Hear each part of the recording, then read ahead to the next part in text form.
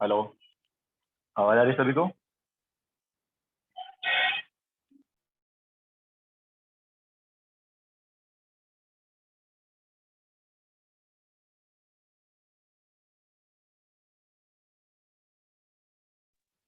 Okay, so good morning to all. तो now basic terms वाला part हो गया आपके पास। नेक्स्ट हम लेंगे यहाँ पर फर्स्ट लॉ ऑफ थर्मोडायनेमिक्स।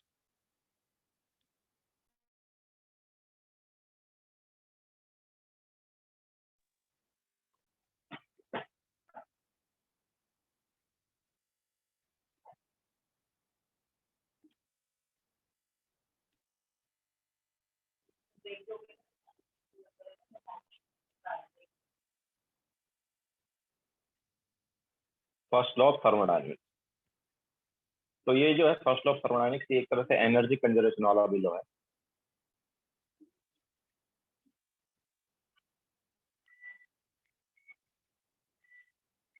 तो इस लॉ के according energy can neither be created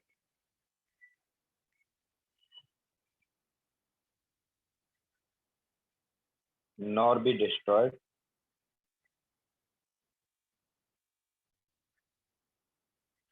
it can be converted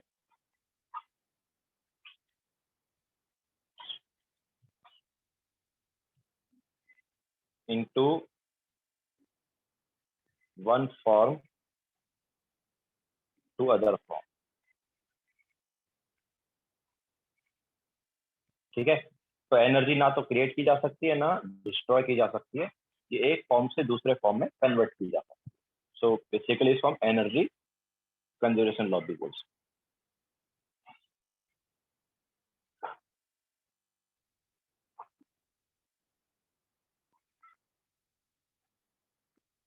okay, first law of thermodynamics मतलब basically energy conservation law.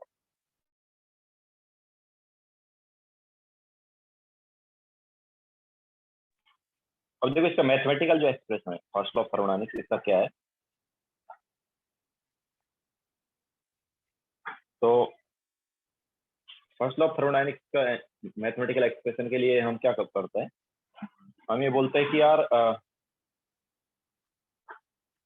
Yes this is first slide. तो लास्ट लेक्चर में हमने heat किया था, internal energy वगैरह किया था ना। तो बेसिक टर्म्स वाला पार्ट हो गया। Now first law of thermodynamics में हम बात करते हैं एनर्जी कंजर्वेशन लॉ। तो मैथमेटिकल एक्सप्रेशन के लिए क्या करते हैं, मान लो हमारे पास एक सिस्टम है, उस सिस्टम का internal energy U1। Okay, system का इंटरनल एनर्जी क्या है U1, और उस सिस्टम पे हमने वर्क किया मान लो W। ठीक है, वर्क डन ऑन सिस्टम जो है वो है W। तो सिस्टम पे वर्क हमने मान लो W किया है। ठीक है, तो इस पे हमने W वर्क किया। इसके अलावा इस सिस्टम को हमने हीट दिया Q। कितना हीट दिया Q। तो ऐसा करने पर इसका इंटरनल एनर्जी अगर U2 हो गया तो देखो, तो एक W work is done on system while giving Q heat, internal energy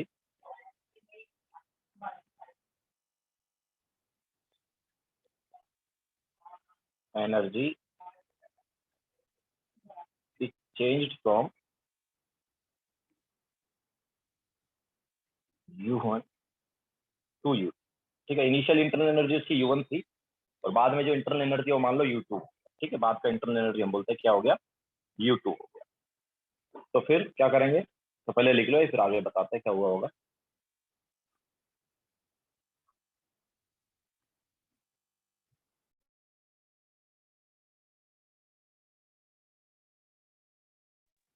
तो इनिशियली U1 इंटरनल एनर्जी थी, हमने उस पर W वर्क कर दिया सिस्टम पे, एंड Q हीट दे दिया सिस्टम को। तो ऐसा करने पर जो इंटरनल एनर्जी है U1 से U2 चेंज हो।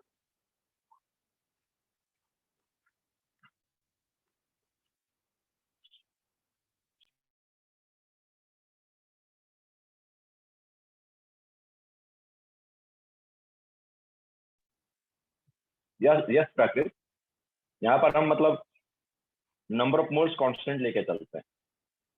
ओके, नंबर ऑफ मोल्स वगैरह जो है कांस्टेंट लिया जाता है। यस दक्ष।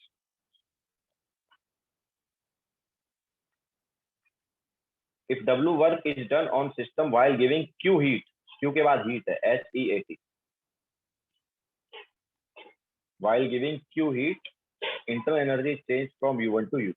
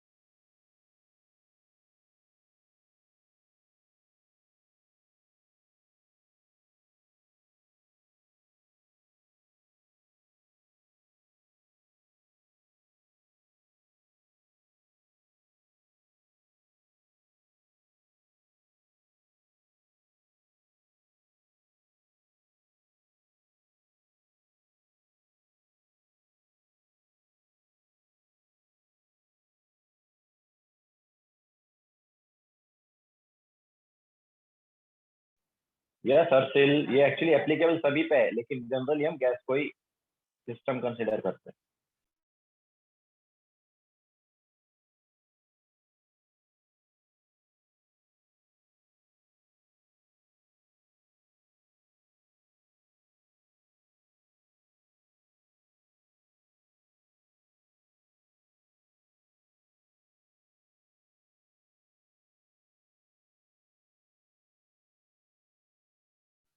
Q के बाद हीट लिखा है, giving Q heat.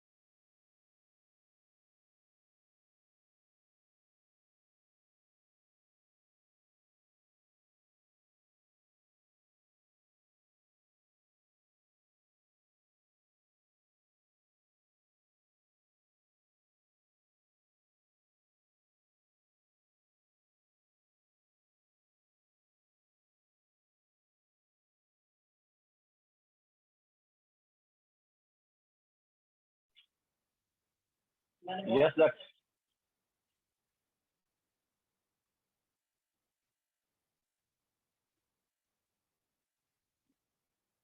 Siddharth wait करो, उसका molar heat capacity will be different at different condition. ठीक है, अलग अलग मोलार हीट कैपेसिटी बोलेंगे उसको।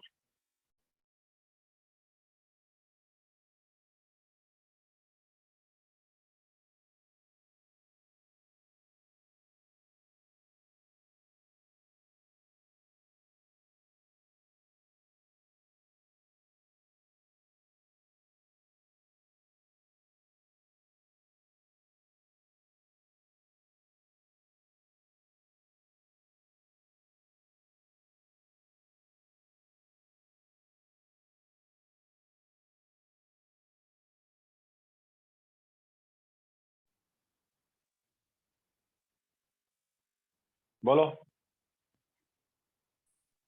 सर वो क्यू के आगे क्या लिखा है? अरे यार बता तो रहा हूँ, टाइम से Q के आगे हीट लिखा है HEAT, Q हीट। नाउ तो ये first law of thermodynamics is energy conservation law basically. तो देखो हमने W वर्क किया किस पर, सिस्टम पर, और Q हीट दिया, तो उसका जो इंटरनल एनर्जी है U1 से U2 चेंज हो गया। तो इनिशियली कितना एनर्जी था उसका? इनिशियली उसका एनर्जी था U1, फिर हमने क्या किया, Q हीट दिया तो हीट सिस्टम को दिया। इसके अलावा W वर्क सिस्टम पे ही किया था, जब वर्क सिस्टम पे करते हैं तो पॉजिटिव वर्क लेते हैं। तो अभी उसका एनर्जी इतना हो जाना चाहिए, जो कि किसके इक्वल है? U2 के इक्वल। ठीक है, तो यहाँ से U2 माइनस U1 क्या आ गया यार? U2 माइनस U1 यहाँ से आ गया Q plus W, and U2 minus U1 is nothing but delta U। तो delta U is equal to Q plus W। Okay, तो this is nothing but first law of thermodynamics. ठीक है, ये जो है ये फर्स्ट लॉ ऑफ थर्मोडायनेमिक्स का mathematical expression. Okay, delta U is equal to Q plus W। This is mathematical expression of first law of thermodynamics. Okay, इसके अलावा इनफाइनटली small change के लिए या जनरली रिवर्सिबल प्रोसेस के लिए, क्योंकि उसी में इनफाइनटली स्मॉल चेंज होता है धीरे धीरे, तो वहां पर इसको हम ऐसे लिख सकते हैं, du is equal to dq plus dw। Okay, so delta u is equal to q plus w, या du is equal to dq plus dw।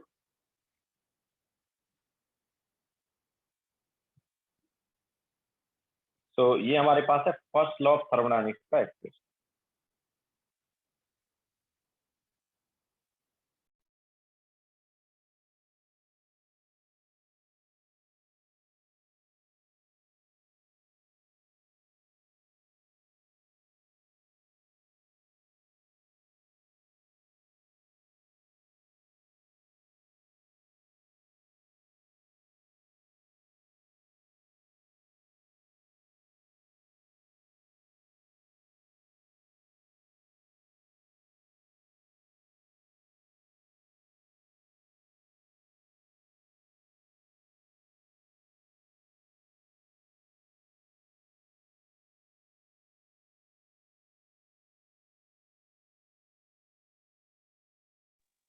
Siddharth wait करो, उसके लिए आगे बताएंगे।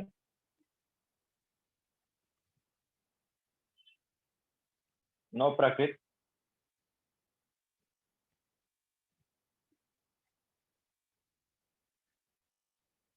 Yes sir, actually second formula जो है, जब इनफाइनटली स्मॉल चेंज होगा तभी हम अप्लाई कर सकते हैं, जो कि जनरली रिवर्सिबल होगा। फर्स्ट वैसे जनरली कभी भी कर सकते हैं, सेकंड मेनली जब इनफाइनटली स्मॉल चेंज होगा तभी एप्लीकेबल।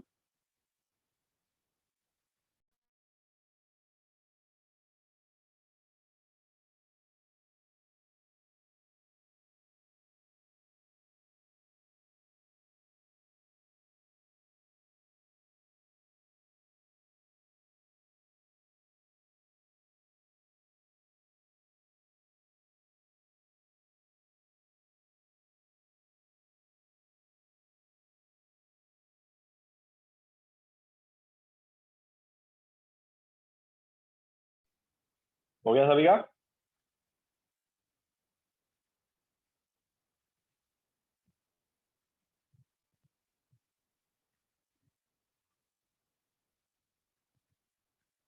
चले आगे।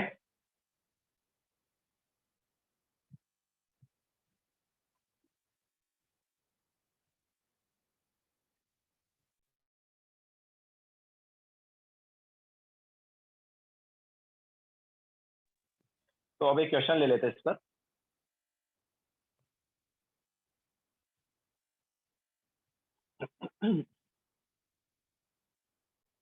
तो on giving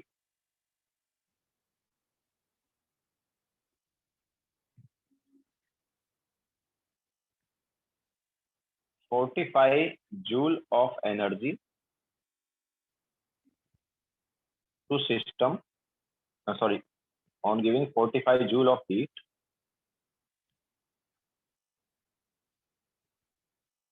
to system, work done by system is 30 joule, determine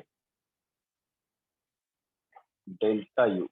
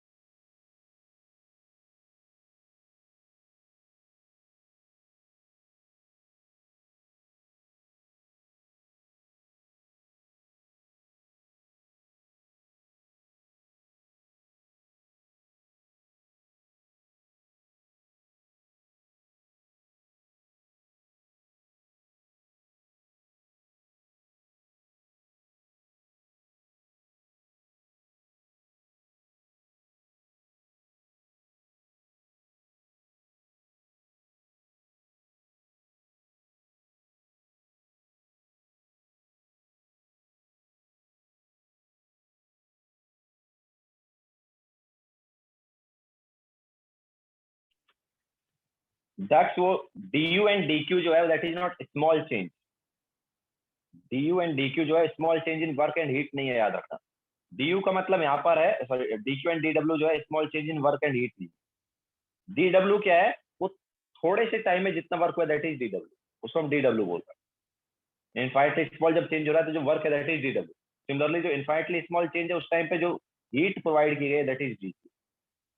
dq and dw are not change, they are work done and heat transfer. कब? जब हमारे पास इनफाइनाइटली स्मॉल चेंज हुआ।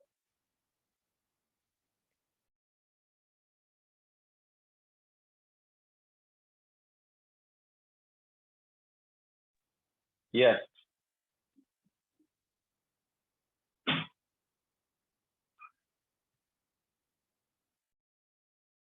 और फिर du जो है इनफाइनाइटली स्मॉल चेंज का है।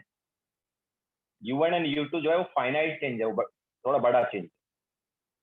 u1 से u2 जब गया था दैट इज डेल्टा u, तो बड़ा चेंज था। और du क्या है, बहुत छोटा चेंज है, बहुत कम चेंज।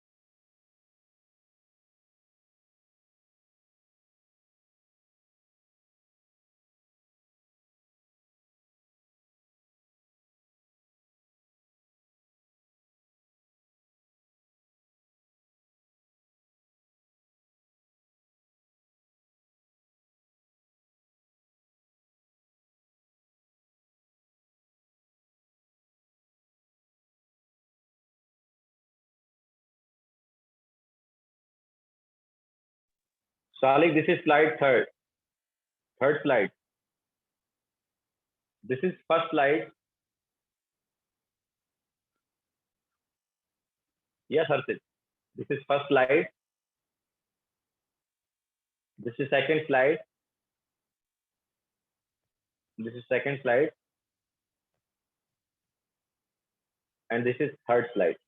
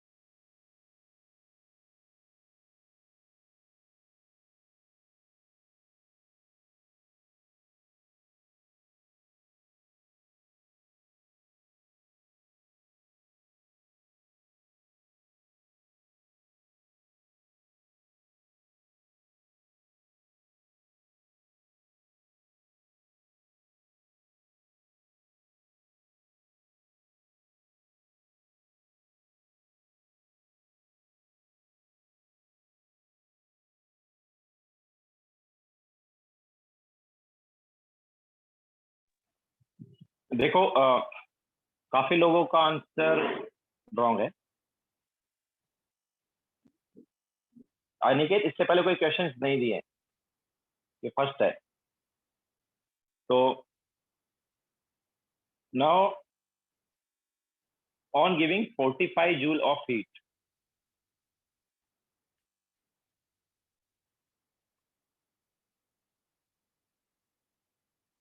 तो 45 joule of heat to system, obviously Q जो है वो क्या है, प्लस 45। इसके अलावा work done by system is 30 joule. अब देखो साइन कन्वेंशन बहुत इंपॉर्टेंट है। Q पॉजिटिव लिया हमने, क्यों? क्योंकि सिस्टम को हमने हीट दिया। इसके अलावा W जो है ये 30 जूल है, ठीक है, बट कैसा है 30 जूल? देखो वर्क डन बाय सिस्टम दिया है, और जब मैंने साइन कन्वेंशन की बात की थी लास्ट लेक्चर में, तो वर्क डन बाय सिस्टम क्या होता था? Work done on system was positive and work done by system is negative. Okay, so work done by system is negative, that's why minus 30 joule. Okay, so now delta U is equal to Q plus W. So Q is 45 and W is minus 30. So answer is 15 joule. काफी लोगों का 75 आ रहा है, but 75 नहीं होगा. क्यों? क्योंकि यहाँ पर W जो है वो पॉजिटिव नहीं है, W क्या है? नेगेटिव. क्लियर है सभी को? ठीक है. सो साइन कन्वेंशन बहुत इंपॉर्टेंट है. ओके, बोलो. Sir, I didn't understand W minus 30 joules क्यों? लास्ट लेक्चर अटेंड किया था? हाँ लास्ट लेक्चर अटेंड किया था? हाँ हाँ, तो उसमें साइन कन्वेंशन नहीं बताया था वर्क का. अच्छा लास्ट हाँ लेक्चर, लास्ट लेक्चर. हाँ अब याद है. Okay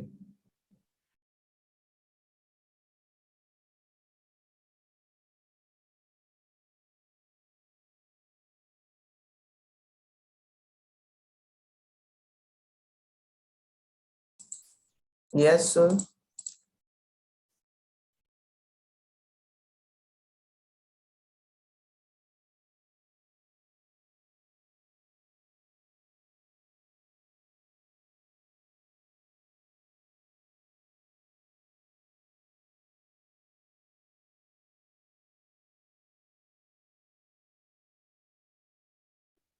okay, so sine convention बहुत इंपॉर्टेंट है. जब भी क्वेश्चन कर रहे हो, देखो साइन कन्वेंशन यहाँ पर तुम अगर रॉन्ग कर देते हो तो आंसर रॉन्ग आता है ना.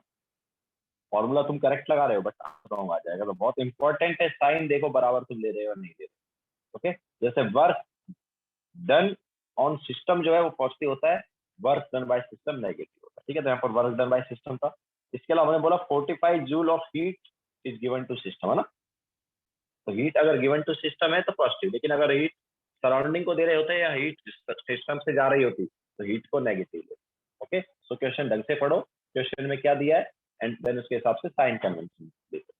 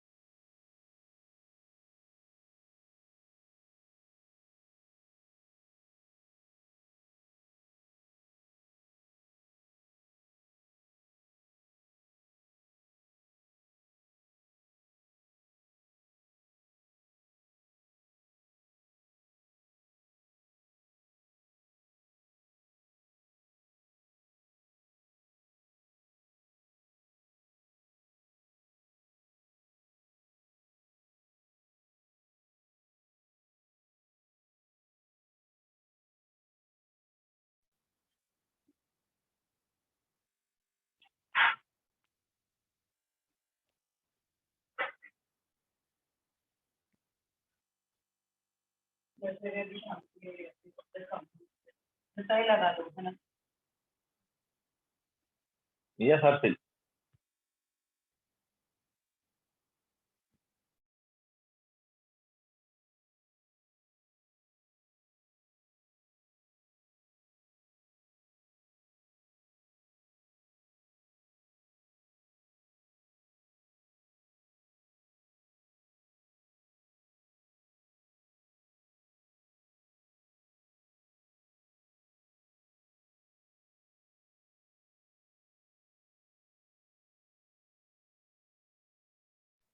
अनिकेत, सो प्रीवियस क्वेश्चंस क्या भाई? ये फर्स्ट क्वेश्चन दिया हमने, इससे पहले कोई क्वेश्चन दिया ही नहीं है. इतनी देर से एक ही तुम पोस्ट किए जा रहे हो. बोलो. Sir small change in DU मतलब अपन एक ही चेंज करेंगे कि मतलब यूटू तक जाएंगे डीयू से? अबे भाई, जब बहुत इनफाइनाइटली स्मॉल चेंज कर रहे हैं, जैसे मान लो रिवर्सिबल प्रोसेस में थोड़ा सा चेंज कर रहे हैं वॉल्यूम वगैरह में, ठीक है, तो उसकी वजह से इंटरनल एनर्जी, जो भी थोड़ी सी इंटरनल एनर्जी आएगी, that is DU. Yes sir, but sir मतलब अपन फर्स्ट मतलब U1 से U2 तक जाएंगे डीयू का करके कि खाली एक ही बार चेंज करेंगे U1 को तो उसको डीयू मान लेंगे? स्मॉल चेंज करेंगे तो रिवर्सिबल प्रोसेस है, इरिवर्सिबल प्रोसेस है, तो एक बार में U1 से U2 चला जाएगा. लेकिन अगर रिवर्सिबल प्रोसेस है तो U1 से U2 जाने में से बहुत सारे डीयू आएंगे ना. अच्छा, और अगर इरिवर्सिबल तो डीयू एक ही बार होगा ना? हाँ रिवर्सिबल है तो एक बार में U1 से U2 चला जाएगा, वो DU नहीं, वो डेल्टा U जाएगा डायरेक्ट, तो डेल्टा U बोलेंगे। Okay sir. And sir reversible में अपन डेल्टा यूज नहीं करेंगे ना, डेल्टा यू वो तो बड़ा हो जाएगा इस पे। रिवर्सिबल में भी कर सकते हैं, बट एक्चुअली क्या है कि जब हम इनफाइनाइटली स्मॉल चेंज वगैरह की बात करेंगे तो DU यूज करते हैं, ठीक है। रिवर्सिबल प्रोसेस में भी एप्लीकेबल है वो, क्योंकि हम रिवर्सिबल प्रोसेस में जो वो देंगे वो इनिशियल और फाइनल स्टेज का ही देंगे, ऐसा नहीं कि किसी भी पर्टिकुलर पॉइंट पर हम ले रहे हैं, ठीक है। हमें इनिशियल एंड फाइनल स्टेज का ही दिया जाएगा, बीच वाली जो स्टेज है, बीच में थोड़ा थोड़ा जो चेंज है वहां का हम नहीं देंगे।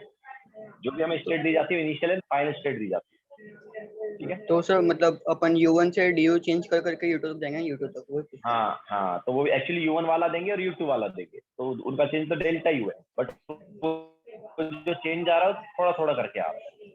Okay sir. तो अगर किसी भी पर्टिकुलर पॉइंट पर अगर तुम्हें देखना होता तो वहां पर तुम DU equal to DQ plus DW लगाते, बट तो तुम्हें इनिशियल एंड फाइनल स्टेट की बात करेंगे तो डेल्टा U ही लगाओगे reverse.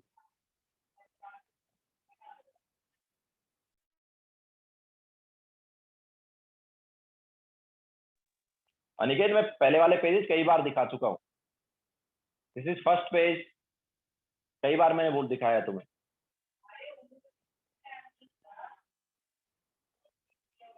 This is second page, और काफी टाइम भी दिया है लिखने के लिए भी।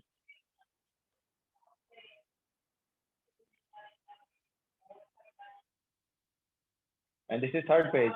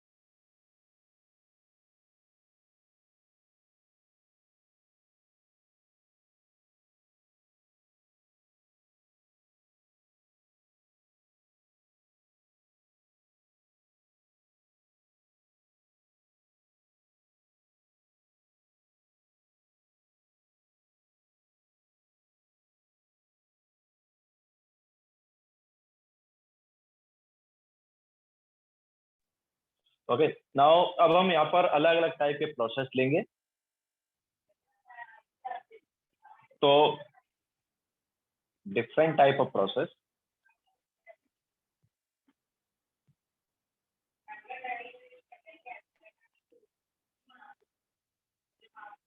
तो इसमें हम सबसे पहले बात करेंगे आइसोकोरिक प्रोसेस। ठीक है, फर्स्ट वाला जो प्रोसेस है दैट इज आइसोकोरिक प्रोसेस। तो आइसोकोरिक प्रोसेस में याद रखना कांस्टेंट वॉल्यूम होता है। क्या रहता है? कांस्टेंट वॉल्यूम होता है। ठीक है, तो यहाँ पर हम वॉल्यूम को कांस्टेंट रखते हुए प्रोसेस करते हैं, मतलब हमारे पास वॉल्यूम कांस्टेंट रहेगा। अब देखो, वॉल्यूम अगर कांस्टेंट है तो डेल्टा वी जो है वो क्या होगा? अगर वॉल्यूम कांस्टेंट है तो डेल्टा वी क्या होगा?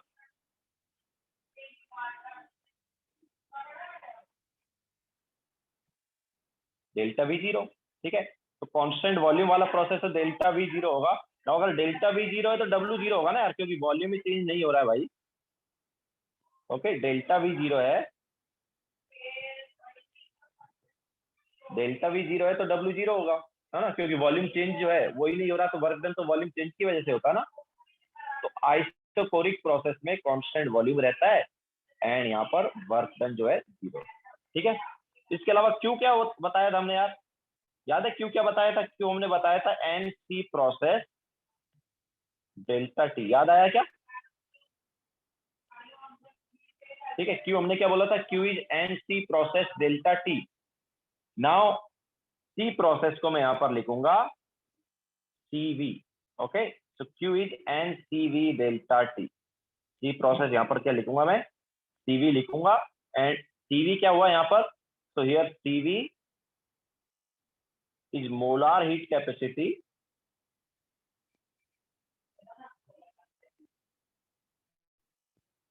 Eight constant volume. Okay, CV को क्या बोलूंगा? Molar heat capacity at constant volume. So Q is n CV delta T। Clear है?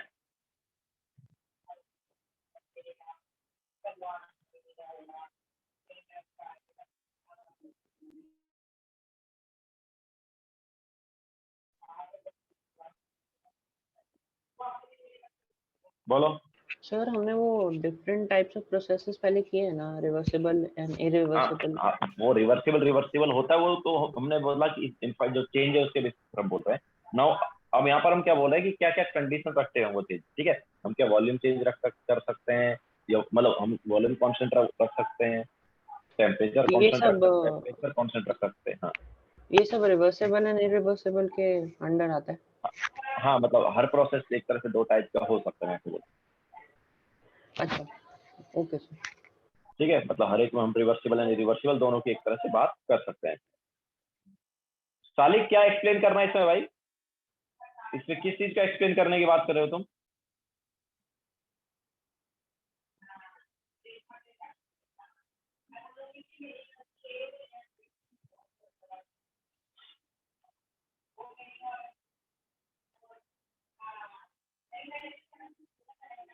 कौन सा पार्ट सालिक?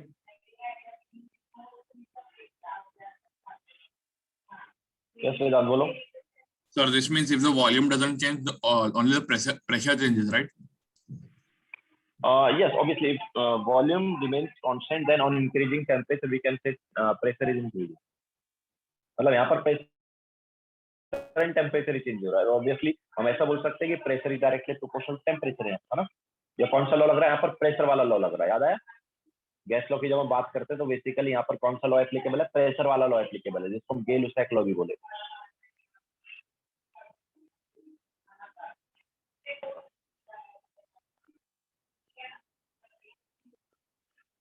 साहिल देखो जल्दी।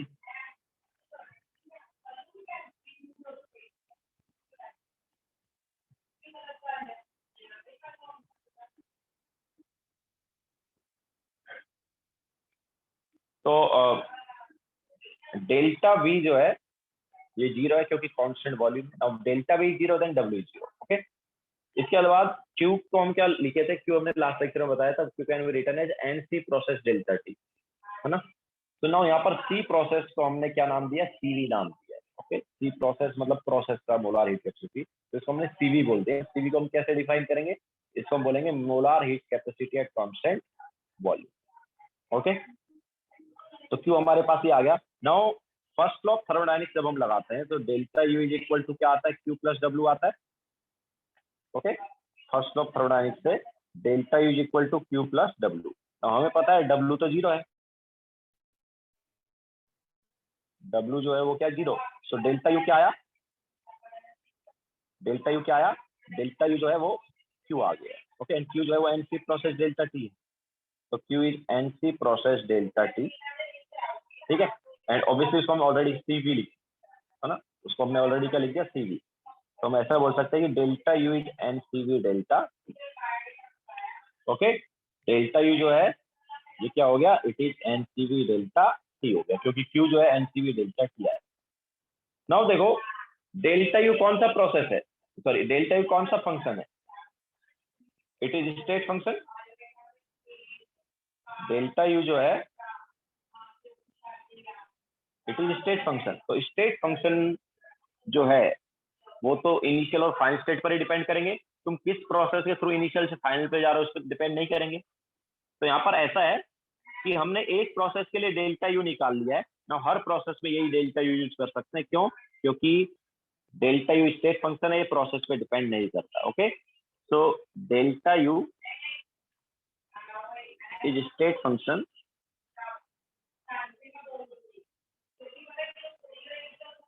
it does not depend upon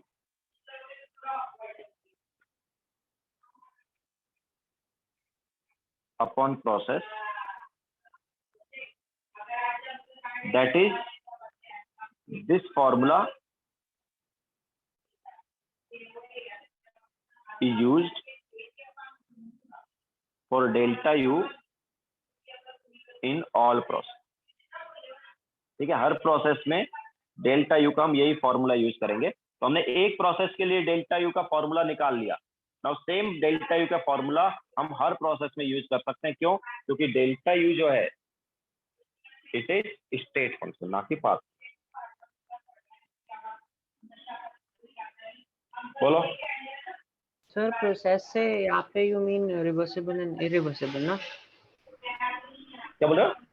sir process यहाँ पे नहीं प्रोसेस मतलब कोई भी, जैसे आइसोकोरिक है, अगले प्रोसेस को आइसोबारिक बोलेंगे, उससे अगले वाले को आइसोथर्मल बोलेंगे। तो कोई भी प्रोसेस हो, we will apply delta U equal to NCV delta T. और क्या नहीं सर, स्टेट फंक्शन मतलब कि जो रिवर्सिबल और इरिवर्सिबल पे डिपेंड नहीं करता ना? स्टेट फंक्शन मतलब किसी भी प्रोसेस पे डिपेंड नहीं करता, जरूरी नहीं रिवर्सिबल।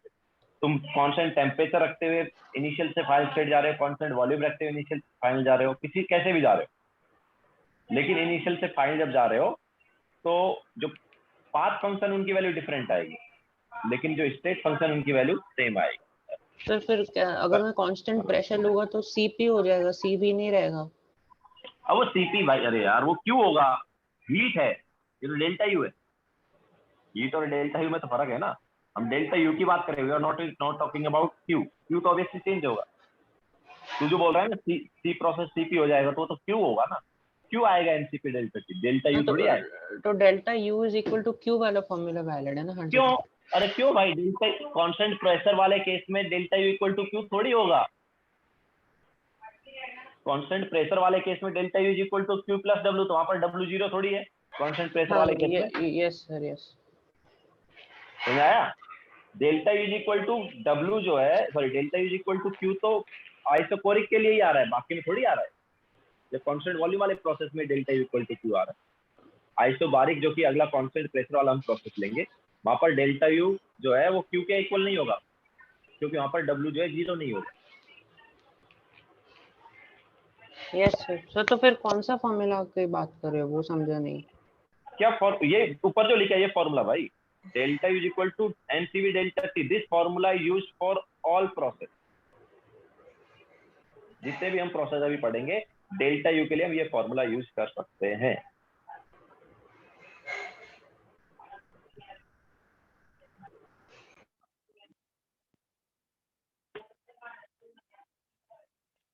सालिक वो आगे बताएंगे, अभी आइसोबारिक प्रोसेस है वो बाद में बताएंगे, जिससे आइसोकोरिक। बोलो सर ये W 0 क्यों हो गया? डब्ल्यू जीरो क्यों गया रे यार, क्या बात कर रहे हो? डब्ल्यू तो पहले ही जीरो हो गया ना, लास्ट पेज पे क्या किया हमने, यही तो किया है। लास्ट सर मैं लास्ट पेज नहीं देखा। अच्छा देखो okay okay okay thank you.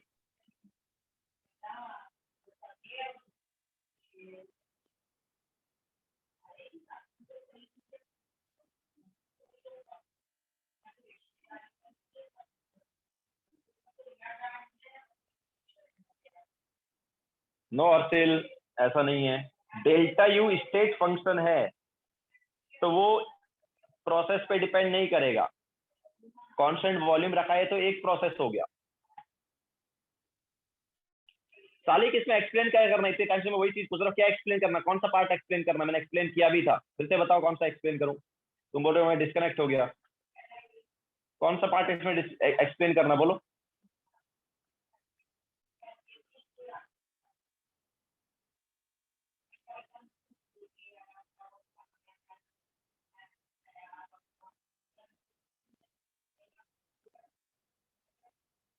Q is equal to zero थोड़ी है भाई, हो W इक्वल टू जीरो है। W equal to zero, Q कहां से जीरो लिखा है?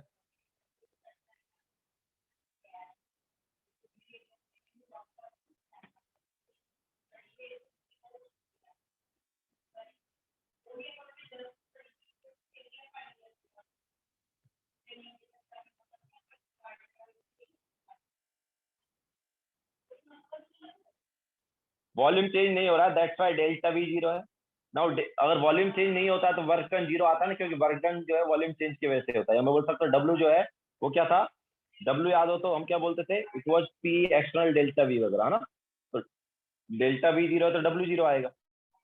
ओके, नाउ W जीरो हो गया तो और क्यों हमने बताया था लास्ट लेक्चर में, NC प्रोसेस डेल्टा T होता है ना, वही हम यहाँ पर भी लिख रहे हैं। तो NC प्रोसेस, तो C प्रोसेस को we can write CV, because यहाँ पर प्रोसेस कौन सा है, कांस्टेंट वॉल्यूम वाला। तो C process is molar heat capacity at constant volume. Okay, so Q is equal to NCV delta T।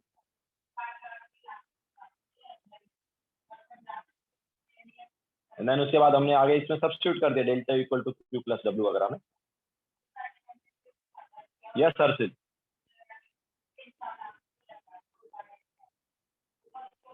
That's why Q is equal to NC process delta T। तो constant pressure वाले case में ये हो जाएगा Q, delta U थोड़ी ये हो जाएगा डेल्टा U, तो Q प्लस W आएगा ना। डेल्टा U जो है वो Q प्लस W होगा और Q की वैल्यू ये है। ओके, डेल्टा U जो है वो NCV डेल्टा T होगा उस प्रोसेस में।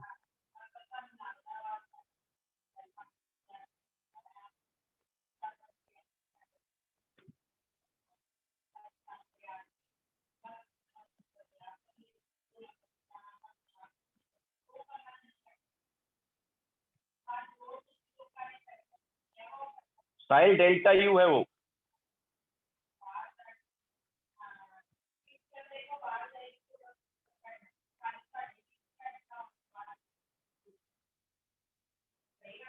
दैट्स मैंने लास्ट लेक्चर में क्या बताया था, मैंने बताया था इट इज स्टेट फंक्शन। तो मैं बोल रहा हूँ ए से मान लो B स्टेट पर जा रहे हैं हम, एक में हम कांस्टेंट वॉल्यूम रखते हुए जा रहे हैं मान लो, और दूसरे में कांस्टेंट प्रेशर रखते हुए मान लो हम जा रहे हैं। ठीक है, दो अलग अलग पाथ के थ्रू जा रहे हैं मान लो। तो दोनों का जो डेल्टा U है उसकी वैल्यू सेम होगी कि नहीं होगी बताओ, क्योंकि स्टेट फंक्शन है।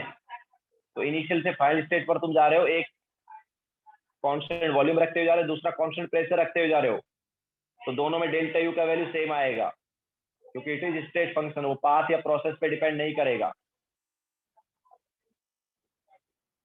बोलो सर तो you mean to say that NCV delta T equals NCP delta T वैसे? अरे मैं कहाँ बोल रहा हूँ NCV delta T equal to NCP delta T, तुम ही बार बार उस चीज को लेके आ रहे हो। NCP delta T is not delta U in second process. Constant pressure वाले केस में कहाँ वो NCP डेल्टा T हो रहा है? सर डेल्टा मतलब U जो है जो वो भी NCP आएगा, डेल्टा T थोड़ी हो रहा है सेकंड वाले प्रोसेस में, वो तो Q है।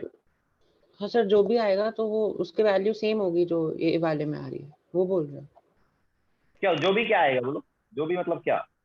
Q जो है हाँ अभी अभी मैंने तुम्हें क्या बताया, मैंने तुम्हें बताया कि delta U is equal to Q plus W. Now second वाला जो प्रोसेस हमें अभी लेने वाला है कांस्टेंट प्रेशर वाला, उसमें क्यू जो है ये है NCP delta and delta U जो है मैंने बताया ये वहां पर भी एनसीपी डेल्टा टी होगा। डब्ल्यू थोड़ी, डब्ल्यू वहां पर जीरो थोड़ी है, तुम डब्ल्यू को वहां पर भी जीरो कंसिडर कर रहे हो, उस प्रोसेस में W is not zero. Yes sir. तुम बोल रहे हो डब्ल्यू जीरो होगा तब ये दोनों इक्वल होंगे ना, बट नेक्स्ट वाले प्रोसेस में डब्ल्यू थोड़ी जीरो है। हाँ तो उसमें नेक्स्ट वाले प्रोसेस में Q plus W equals NCV delta T वैसे बोल सकते हैं। यस यस अच्छा, वही मैं बोल रहा हूँ। तो डेल्टा U का वैल्यू कांस्टेंट है वैसे बोल रहे हो?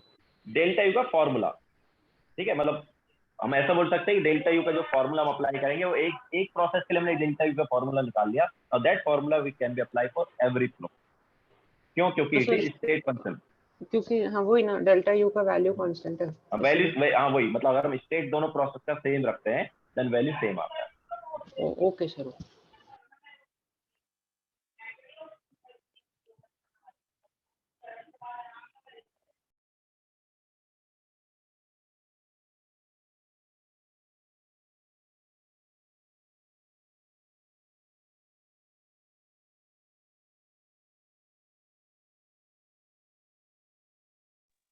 हो गया सभी का? आगे चले।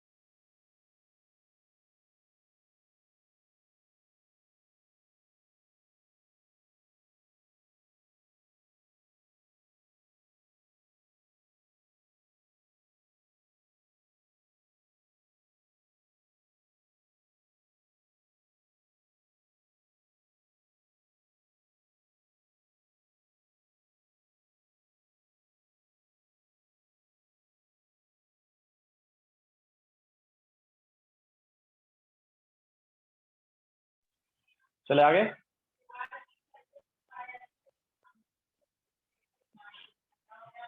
नाउ नेक्स्ट प्रोसेस हम यहाँ पर लेते हैं, तो ये फर्स्ट वाला था आइसोकोरिक प्रोसेस। नेक्स्ट हम लेंगे यहाँ पर आइसोबारिक प्रोसेस।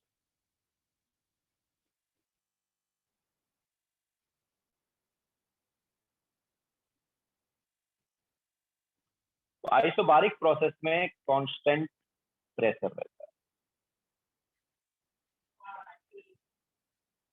आइसोबारिक प्रोसेस जो है इसमें कांस्टेंट क्या रहेगा? प्रेशर।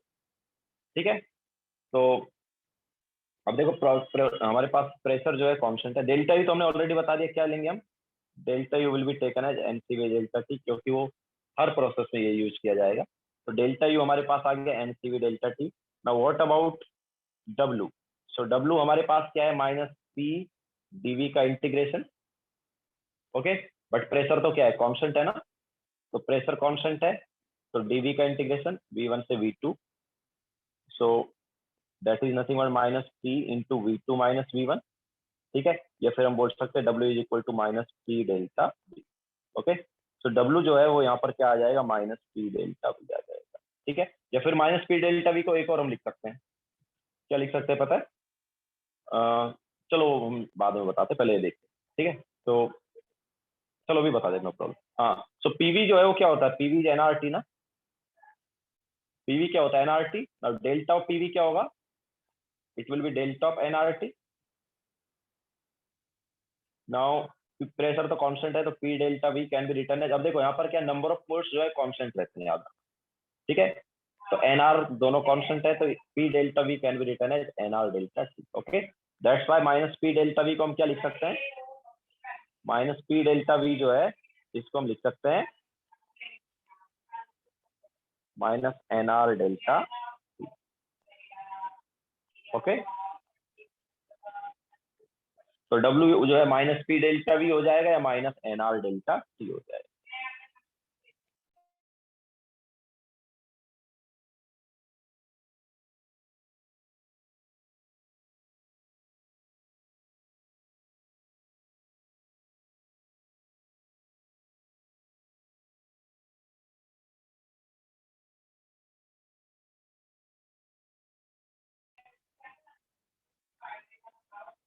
यस बोलो. Sir, can n be variable? Sorry, n. N number of moles. No. It is not variable because in process we take fixed amount of gas. Okay, so that's why it is constant.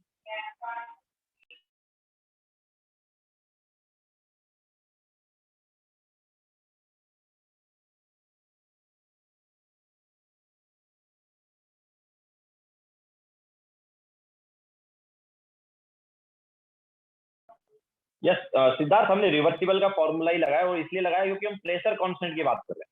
तो pressure constant means gas का pressure constant. Okay, कौन सा pressure constant है? Gas का pressure constant है. तो gas का जो प्रेशर है वो कांस्टेंट है, उसको बाहर ले लिया हमने and then minus P delta V हो. ऑब्वियसली गैस का प्रेशर कांस्टेंट है तो हम ऐसा भी बोल सकते हैं यहाँ पर ना तो एक्सपेंशन होगा एक तरह, मतलब उस हिसाब से, मतलब एक्सपेंशन हो रहा होगा, हो भी रहा होगा तो एक्सपेंशन होगा, बट किसकी वजह से होगा? टेम्परेचर की वजह से होगा. ओके, टेम्परेचर चेंज करने की वजह से एक्सपेंशन या कंप्रेशन होगा, बट अंदर का प्रेशर हमें क्या रखना है? कांस्टेंट.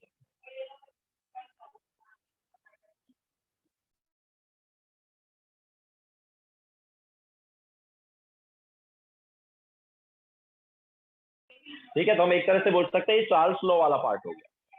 ओके, गैस लॉ में जब हमने चार्ल्स लॉ पढ़ा था ना, तो चार्ल्स लॉ में क्या था? चार्ल्स लॉ में प्रेशर कांस्टेंट रखते थे and then temperature was directly proportional to volume या volume was directly proportional to temperature. याद आया? तो एक तरह से चार्ल्स लॉ वाला पार्ट है. ओके, हम प्रेशर को रखेंगे कांस्टेंट एंड टेम्परेचर को चेंज करेंगे, उसके वजह से वॉल्यूम चेंज होगा.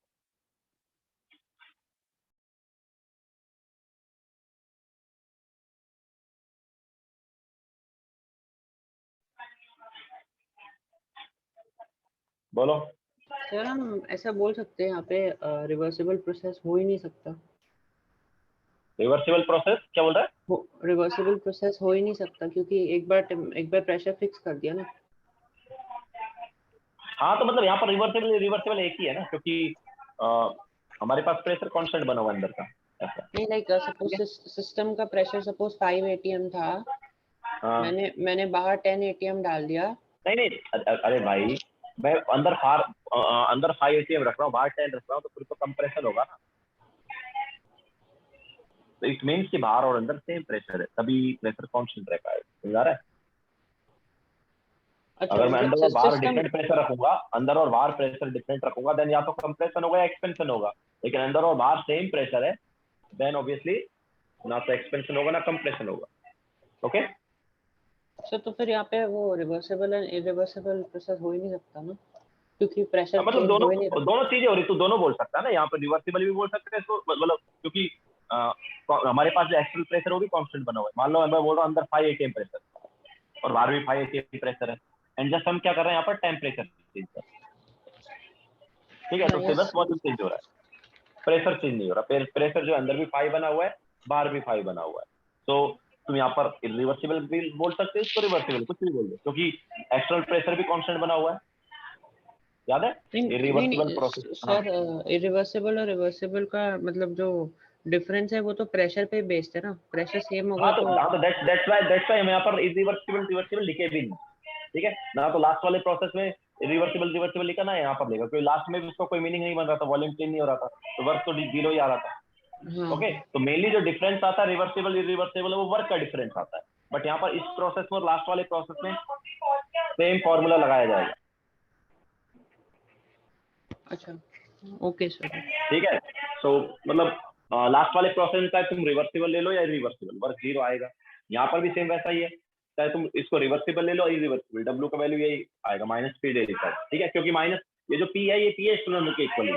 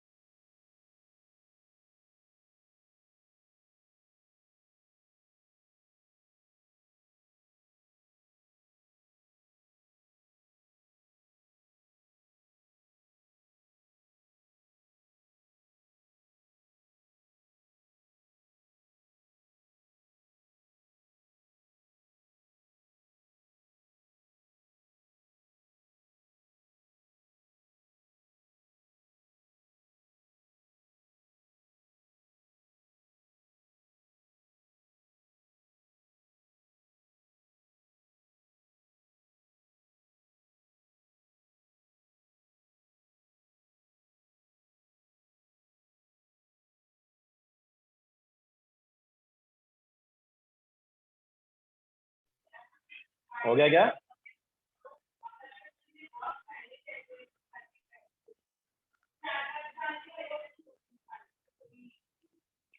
अर्सिल, यहाँ पर वॉल्यूम जो है वो प्रेशर की वजह से चेंज नहीं हो रहा है, यहाँ पर वॉल्यूम टेम्परेचर की वजह से चेंज हो रहा है। जब कांस्टेंट प्रेशर रखते हैं तो टेम्परेचर बढ़ाने पर वॉल्यूम बढ़ जाता है। तो यहाँ पर जो वॉल्यूम चेंज हो रहा है that is due to temperature change, not due to pressure change.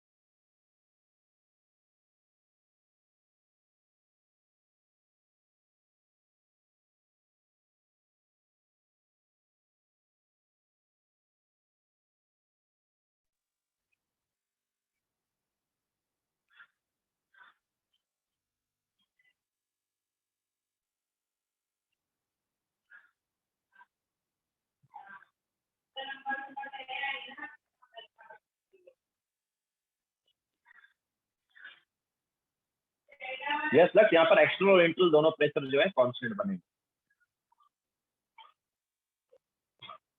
तो इसको हम ऐसे बोल सकते हैं कि रिवर्सिबल इसलिए बोल सकते हैं क्योंकि अंदर और बाहर का प्रेशर सेम है, दैट्स व्हाई हम इसको रिवर्सिबल बोल रहे हैं। इसके अलावा इसको इरिवर्सिबल मैं इसलिए बोल सकता हूँ क्योंकि बाहर का जो प्रेशर है वो कांस्टेंट बना हुआ है, इसलिए भी इसको इरिवर्सिबल बोल सकता हूँ। ओके, तो ये वाला प्रोसेस दोनों में ही जा रहा है, रिवर्सिबल में भी रिवर्सिबल। अंदर और बाहर का प्रेशर सेम है या इक्विलिब्रियम है तो हम रिवर्सिबल बोलेंगे, लेकिन बाहर का प्रेशर कांस्टेंट बना हुआ है दैट्स व्हाई इरिवर्सिबल बोलेंगे।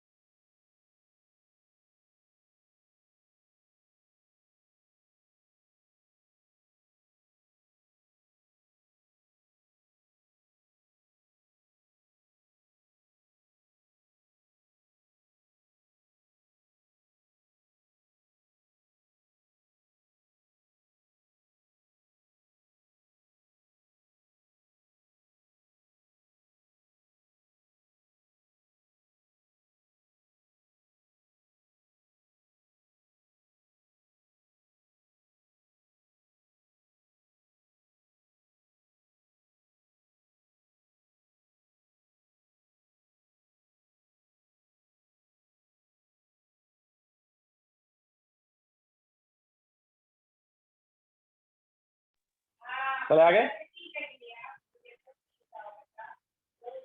तो अब देखो क्यू क्या आएगा,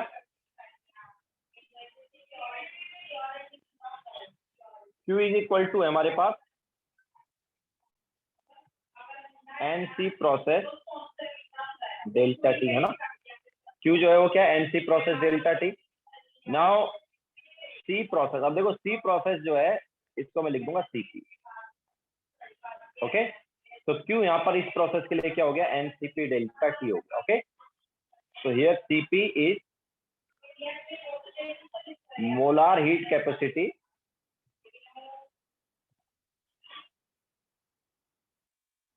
at constant pressure.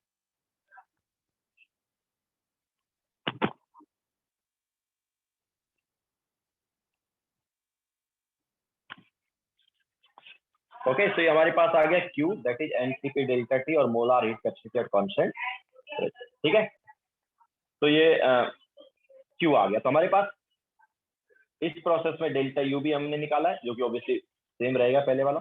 इसके अलावा डब्ल्यू भी हमने निकाला, that is minus P delta ई बी या फिर माइनस एनआर डेल्टा टी। इसके अलावा क्यू क्या आ गया, क्यू आ गया एनसीपी डेल्टा टी। अब देखो delta U is equal to Q plus W है ना, तो उसको यूज करते हुए यहाँ पर सीपी एंड सीवी में रिलेशन निकालते हैं। तो relation between CP and CV क्या आता है, देखो रिलेशन। तो delta U is equal to Q plus W.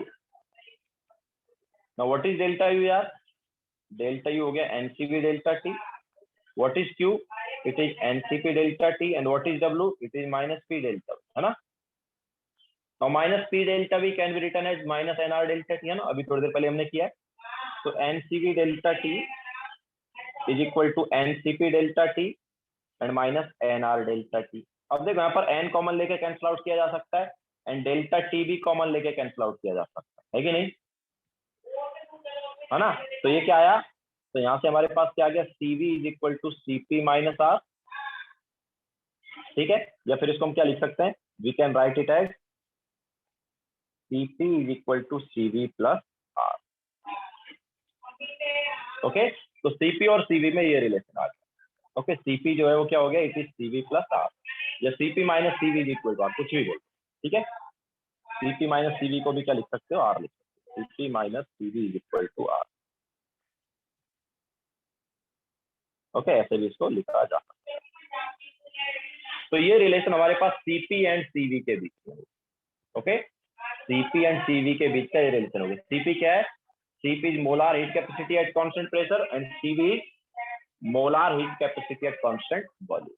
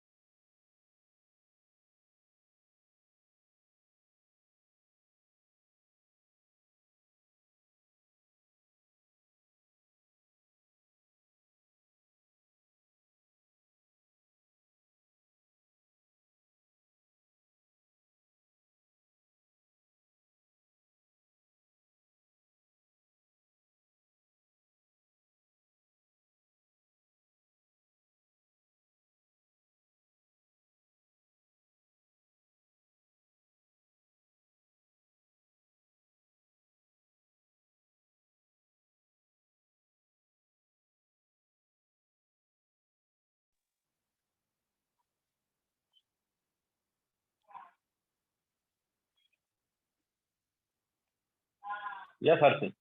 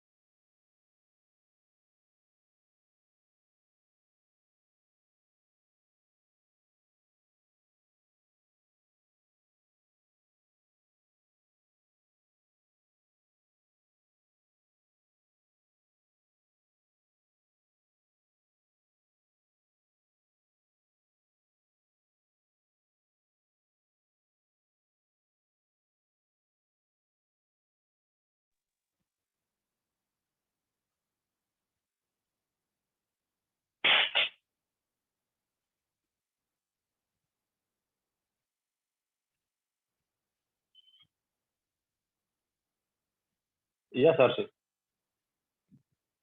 Sahil, R is gas constant यार।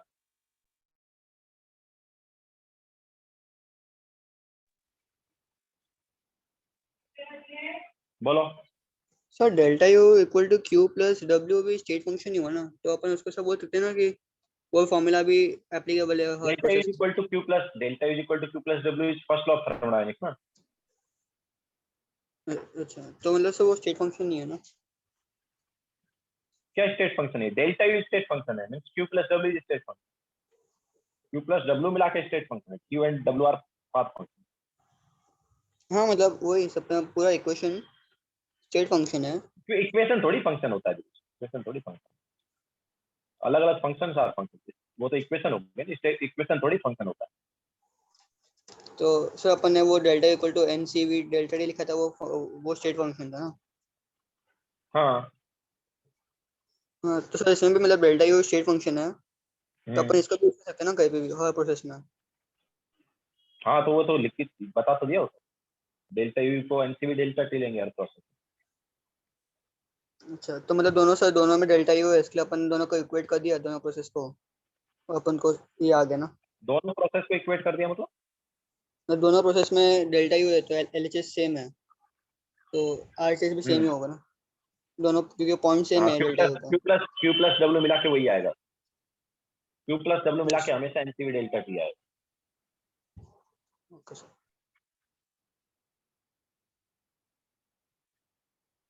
सो ये हमारे पास रिलेशन हो गया सीपी एंड सी में, and then delta U Q and W बता दिया। तो हमारे पास एक यहाँ पर टर्म और आता है एंथैल्पी। तो एंथैल्पी जो है,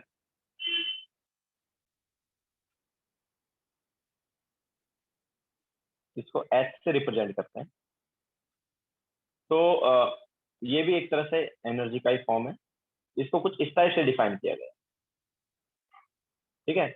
it is defined as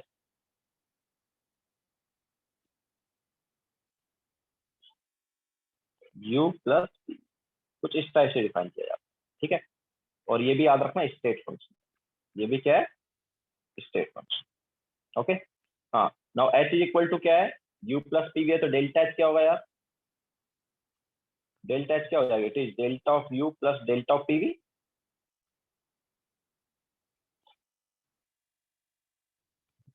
so delta of H is equal to delta of U plus delta of PV.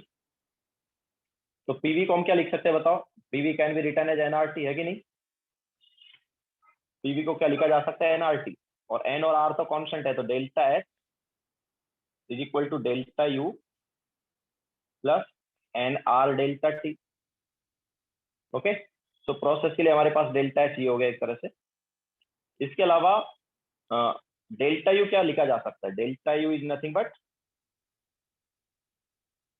NCV delta T. Okay. And plus NR delta T करेंगे। अब देखो यहाँ पर एन और डेल्टा टी कॉमन आया तो क्या आया? ये हो गया सीवी प्लस आर, है ना? क्या बचा? सीवी प्लस आर बचा ना, एन और डेल्टा टी को कॉमन लेने पर। And what is CV plus R? CV plus R क्या बताया हमने? सीपी बताया ना। So delta H is equal to क्या है? N CP delta. Okay. Delta H क्या आ गया? एन सीपी डेल्टा टी आ गया। तो यहाँ पर भी आगे वही सेम चीज लिखवाने वाले हैं कि यार ये जो है स्टेट फंक्शन है। ये क्या है? स्टेट फंक्शन है। तो हर प्रोसेस के लिए हम डेल्टा एच क्या लगाएंगे? एन सीपी डेल्टा टी लगाएंगे। जैसे हर प्रोसेस में delta U N CP delta T है, ऐसे ही हर प्रोसेस में delta H N CP delta T.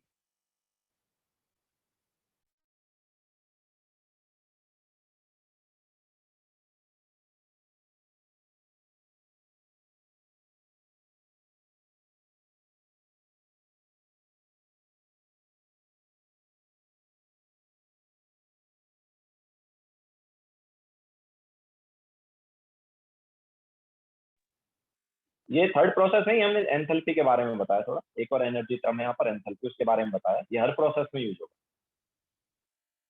Enthalpy हर प्रोसेस का कुछ ना कुछ हो सकता है, तो वो जो होगा उसका फॉर्मूला क्या होगा? NCP delta T.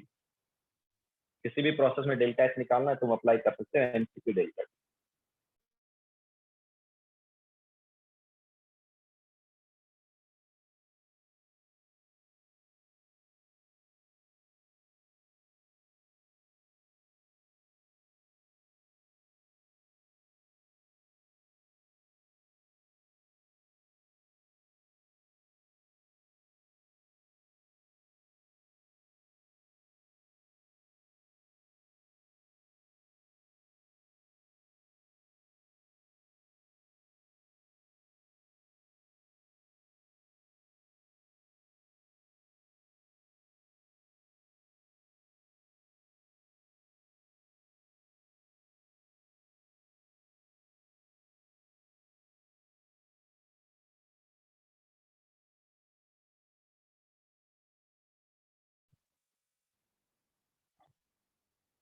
बोलो। सर लेकिन like what is enthalpy exactly, like उसका क्या मीनिंग होता है? कुछ नहीं, इसका वही है ना, h equal to U plus PV, एक नया फंक्शन आया है। नहीं तो Obviously, ये एंथैल्पी का मैथमेटिकल हाँ, डेफिनेशन। मैथमेटिकली, बाकी इसको मैं दूसरी तरह से एंड में ये बोल सकता हूँ कि एनसीपी डेल्टा टी जो है वो क्या था, क्यू था ना भाई। एनसीपी डेल्टा टी इस लास्ट प्रोसेस का क्या आया था, क्यू आया था ना। हाँ यस सर। तो इसको इस हिसाब से मैं डिफाइन कर सकता हूँ, heat at constant pressure. Sir क्या? एनसीपी डेल्टा टी क्या आया था, लास्ट प्रोसेस का क्यू हीट क्यू। आया था ना। हाँ हाँ हाँ, यस सर। कौन से वाले प्रोसेस का हीट, कांस्टेंट प्रेशर आइसोबैरिक। वाले प्रोसेस का। हाँ, तो इसको दूसरी तरह मैं ऐसे डिफाइन कर सकता हूँ कि heat at constant pressure is delta H. Heat supplied at constant temperature. हाँ हाँ, ऐसे। Okay.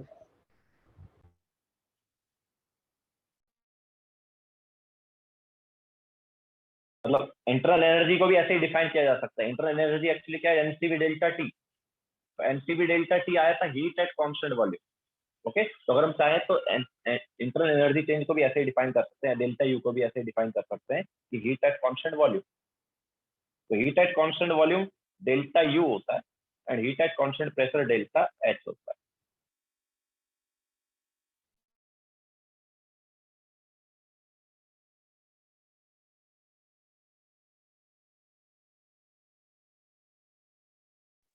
Last line is delta H equal to N CP delta T. CV plus R क्या हो गया, सीपी हो गया ना।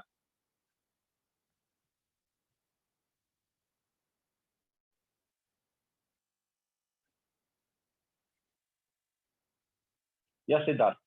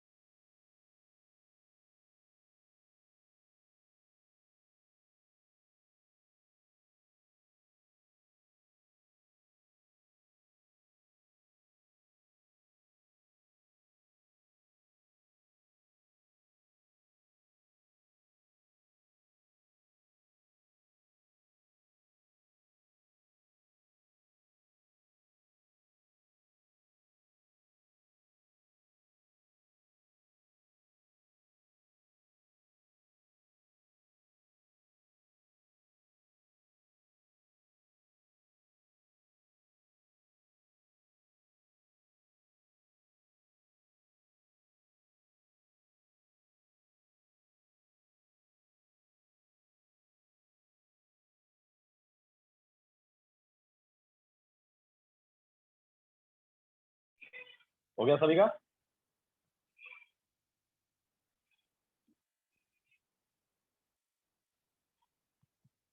एंथैल्पी एक तरह से एनर्जी ही हुई, बट इसको तुम यहाँ पर एच यू प्लस पीवी के फॉर्म में डिफाइन करोगे साले। बाकी दूसरी तरह इसको बोला जा सकता है हीट एट कांस्टेंट प्रेशर। तो कांस्टेंट प्रेशर पर जो हीट सप्लाई करते हैं that is delta you, delta H या एंथैल्पी। तो देखो now delta H is also state function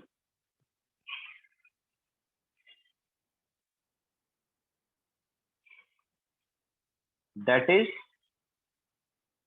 delta T equal to NCP delta T can be used in all process. Okay ये formula जो है हर process में use किया जा सकता है। ओके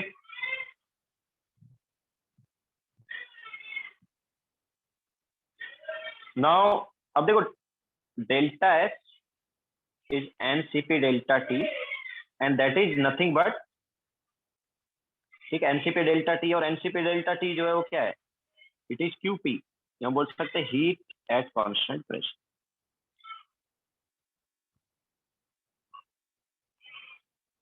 ठीक है, तो कांस्टेंट प्रेशर पर जो हीट है या हीट ट्रांसफर है that is delta H. Similarly delta U is NCV delta T, इसको मैं लिख सकता हूँ QV। QV means heat at constant volume.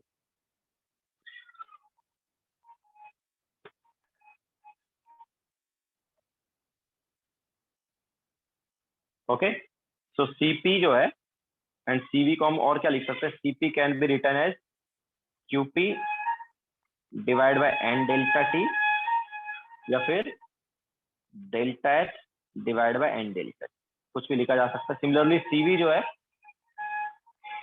इसको क्या लिख सकते हैं, तो CV जो है इसको लिख सकते हैं QV divide by N delta T या फिर delta U divide by N delta T। तो heat at constant pressure is delta H and heat at constant volume is delta.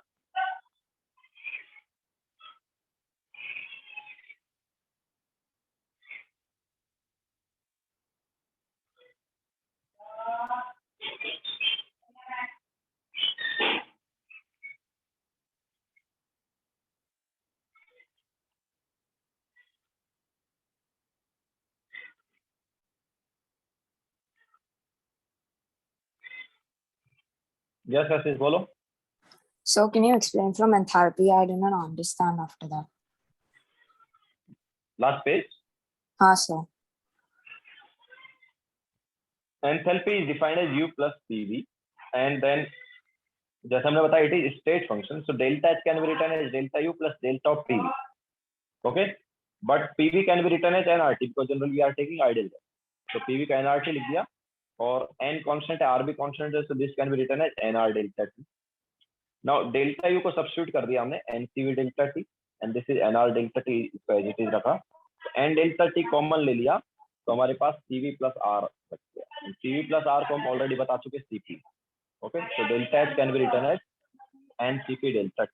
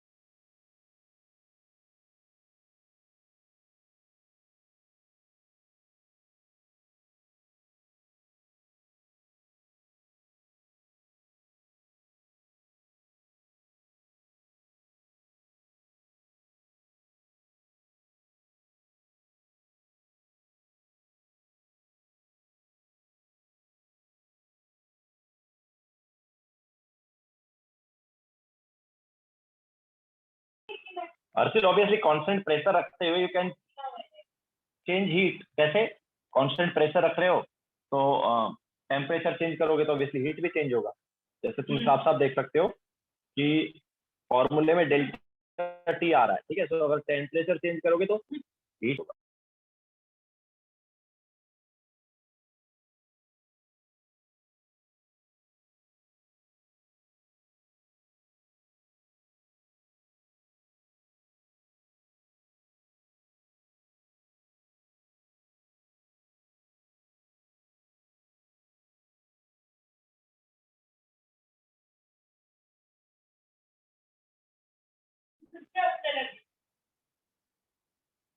Yes बोलो। The delta U is just change in heat, right? Delta U actually internal energy change था, but we can write it as की heat transfer at constant volume. हम constant volume रखते हुए जो heat transfer करेंगे या heat provide वगैरह करेंगे वो इस तरह से डेल्टा यू भी बोला जाता है। Okay.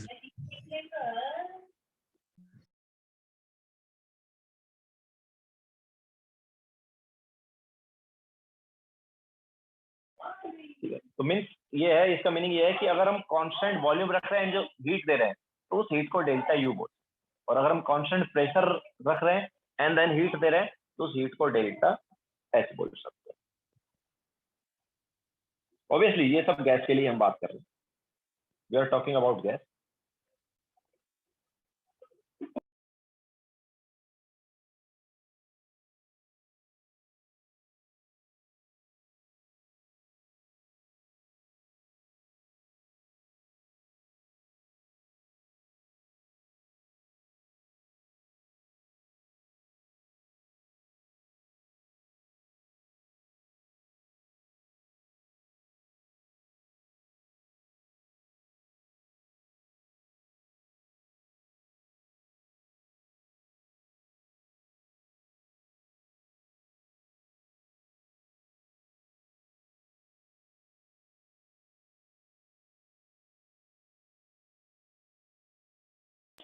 एंट्रोपी नहीं, एंट्रोपी बाद में पढ़ाएंगे, एंट्रोपी नहीं आया अभी तक।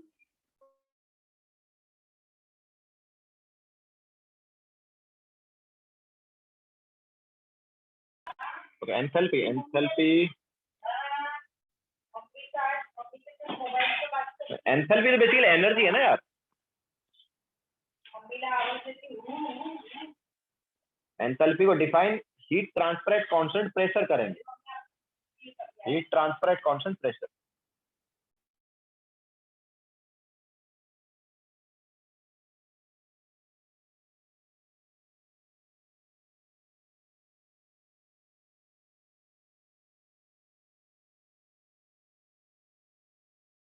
यस ऑब्वियसली एनर्जी का ही फॉर्म है, हीट भी एनर्जी का ही फॉर्म है ना, तो ये भी एनर्जी का ही फॉर्म है।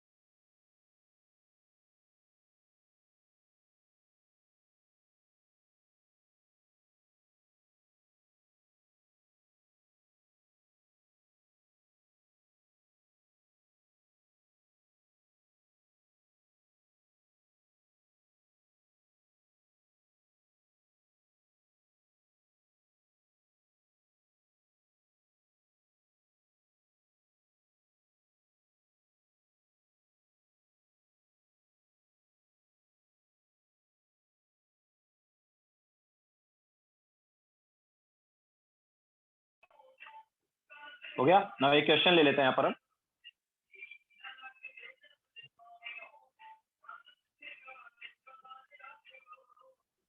a certain mass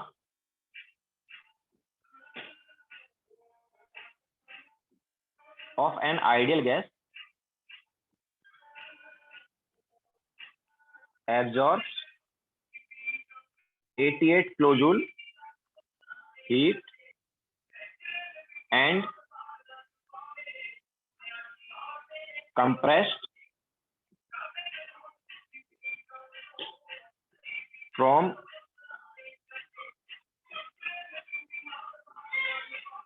2 liter to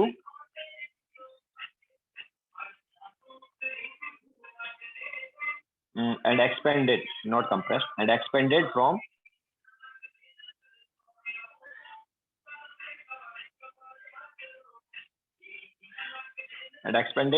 2 liter to 10 liter at constant pressure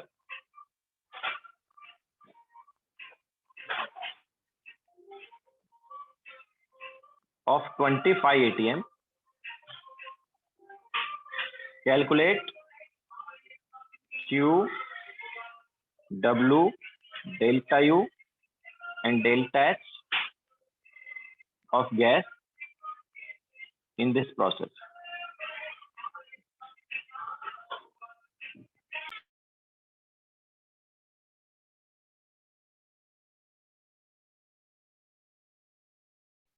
obviously simultaneously हुआ है, 88 किलो जूल हमने इसको हीट दिया आइडियल गैस को, और साइमल्टेनियसली एक्सपेंड हुआ है 2 joule to 2 litre to 10 litre.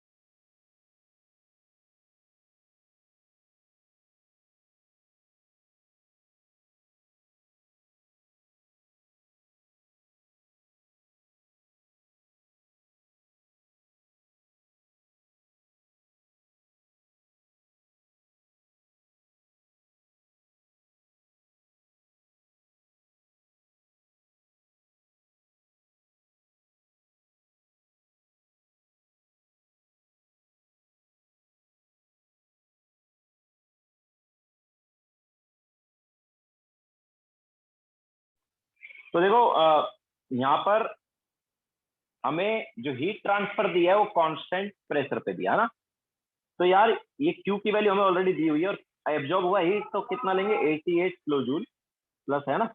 इसके अलावा कांस्टेंट प्रेशर पर हुआ है, तो यार कांस्टेंट प्रेशर पर जो हीट है दैट इज डेल्टा एच, तो डेल्टा एच का वैल्यू भी यही आएगा 88 किलो जूल। इसके अलावा W जो है क्या है माइनस पी डेल्टा वी, तो minus P that is 25 into delta we 10 minus 2, तो कितना है -25 into 800, sorry into 8, that is -200 litre ATM. ठीक है, नाउ W लीटर एटीएम में उसको जूल में कन्वर्ट करेंगे तो क्या आएगा यार, याद है लीटर एटीएम से जूल का कन्वर्जन हमने बताया था ना, अप्रोक्सीमेटली 100 होता था ना, तो this is this much joule, या फिर हम बोल सकते हैं -20 kilo joule. Okay, so that is delta, sorry that is W। Now what about delta U? Delta U क्या होता है, it is Q plus W, तो क्या आएगा यार Q plus W, Q is 88, W is -20, तो क्या आया -68 आ गया क्या, क्लियर है?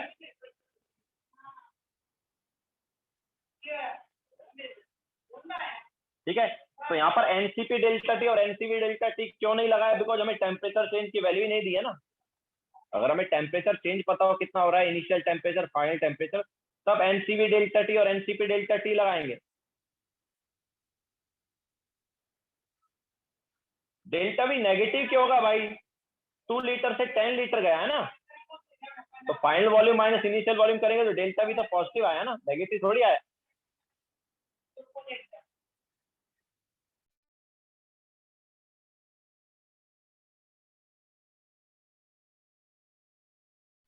डेल्टा एच 88 क्यों हुआ, क्योंकि heat at constant temperature, eight constant pressure हमने क्या बताया, हीट एट कांस्टेंट प्रेशर हमने क्या बताया, हीट एट कांस्टेंट प्रेशर हमने डेल्टा एच बताया, एंथैल्पी चेंज बताया। ओके, अच्छा सॉरी लास्ट लाइन में +68 आएगा।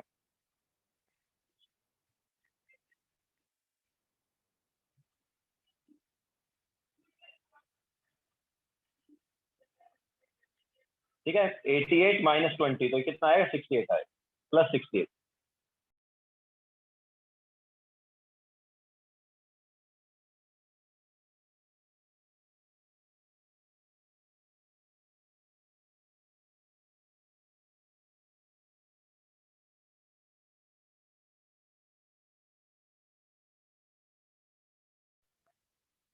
क्यों तो दिया है ना भाई, क्यों क्वेश्चन में दिया हुआ है साफ साफ। दट क्वेश्चन में क्या लिखा है, the certain mass of an ideal gas absorbs 88 kilo joule heat, दिया था क्वेश्चन में।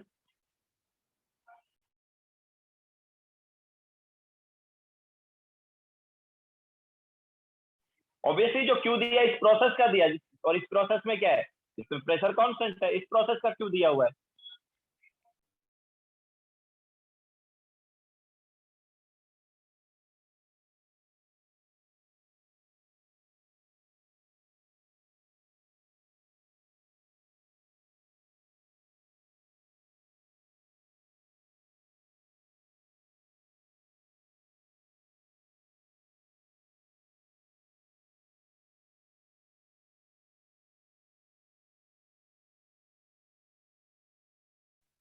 यस अर्थिल।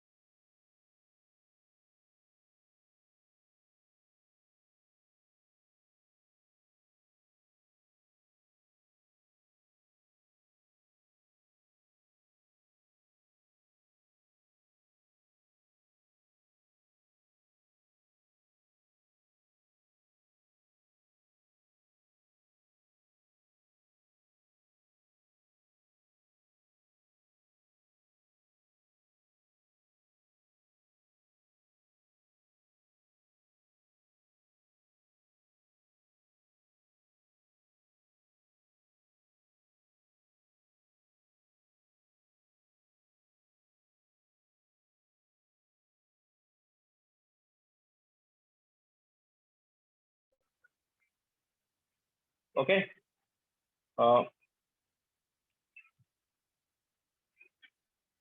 एंथैल्पी दरअसल मैंने बताया भाई ये हर प्रोसेस के लिए आ सकता है, ये बेसिकली एक अलग बेसिक टर्म है, हर प्रोसेस में कुछ ना कुछ एंथैल्पी रहेगा। ठीक है, तो लेक्चर यहीं पे एंड करते हैं। आज भी कोई होमवर्क नहीं है, नेक्स्ट लेक्चर में हम होमवर्क देंगे, तो आज फिर से जो पढ़ा है वो एक बार रिवाइज कर लो। ठीक है, बाय, टेक केयर।